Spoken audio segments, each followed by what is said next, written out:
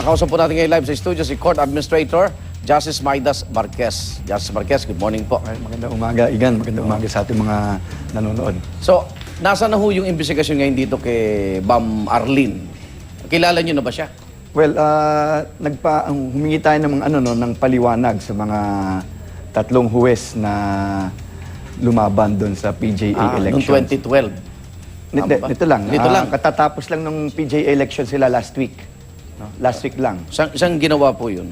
Doon sa Century Park Century Sheraton Park sa Hotel. Manila. Oo. Meron tayong tatlong huwes ng Regional Trial Court. Actually, 4, no? Pero yung pang-apat, ang pag-alam ko, nung araw na yun lang nagsabi na tumatakbo rin siya bilang Pangulo. No? Kaya yung atin na mga order for them to explain or comment, na ipalabas natin yun bago mag-eleksyon. Kaya yung tatlo lang ang ating pinagpaliwanag or pinagkomento dito, tungkol dito sa mga lumalabas na aligasyon na to. No?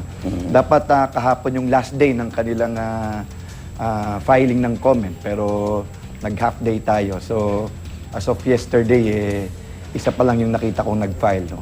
Pero may Ma'am Arlene ho ba talaga sa judiciary? Kumpirmahin niyo ho na meron. Well, alam mo Ria, syempre bago nung unang kumalat yan, no? Hindi pa lumalabas sa mga columns yan, medyo nag-imbestiga na tayo on our own. No?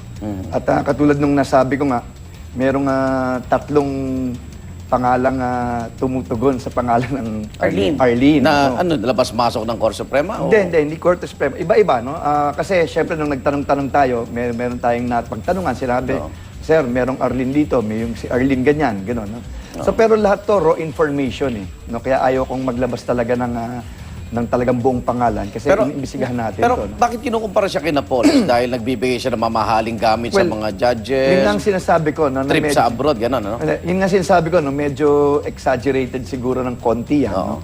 Kasi ang pinag-uusapan naman natin dito sa Napoles incident, bilyon-bilyong piso. No? At saka pera ng pera ng bayan, ng kaba ng bayan to. Dito naman sa nangyayari dito sa kay Ma'am Arlene. Kay Ma'am Arlene na yan, wala na mga public funds involved dyan. Ano? Pero case fixing, case parang fixing, ganun pero kahit na fake case fixing, at tinitingnan naman natin yan, ano bang mga kaso yan. Kung magkano rin, ano? Oo. So, tinitingnan natin yan. Ano? In fact, ang sinasabi ko nga dyan, yung isa ang sinasabi, taga-Court of Appeals daw yan. Ano? Kaya kahapon, pinuntahan ko na si Presiding Justice ng Court of Appeals at nag-usap na kami.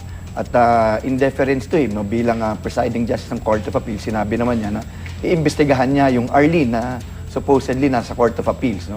So sabi niya, magbibigay daw siya ng resulta ng kanyang investigation within 30 days. So yung Arlene doon sa Court of Appeals, pinagpapaliban na natin sa kanya yon. Ano?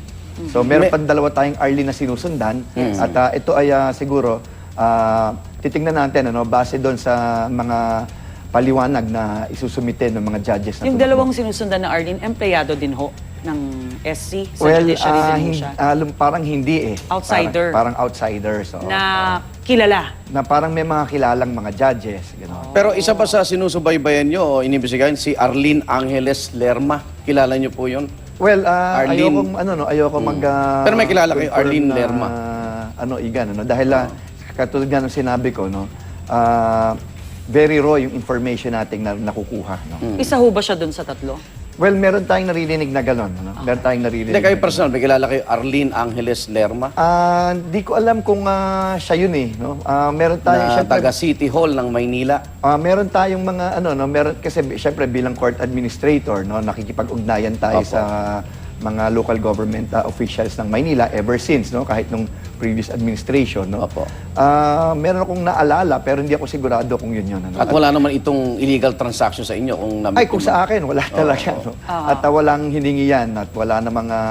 Kaya hindi ko rin masyado sigurado kung ang hirap niyan din yung tiwala ng publiko na syempre ang mag-iimbestiga yung judiciary natin, pero involved din yung mga tao sa judiciary.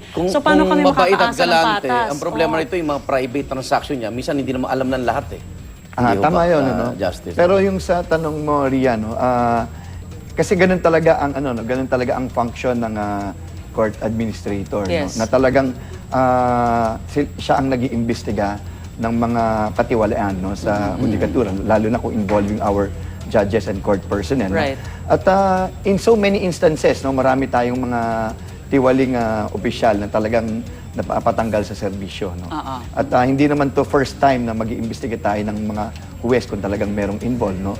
And at katulad ng sinabi ko, no, recently marami tayong napatanggal ng mga judges and court personnel. At wala namang nagiging issue doon. Okay. Maraming salamat po at hanggang kailan po matatapos yung investigasyon niyo? Well, hopefully, makuha natin yung comments ng tatlong judges by, well, si holiday Jarius tomorrow. Bondok ba naimbitahan dito? Dahil siya may alam ng mga... Well, actually, tinatawagan ko siya. Okay. Tinatawagan ko siya. Maraming salamat po. Court Administrator Justice Maidas Marquez. Maraming salamat din po. Samantala,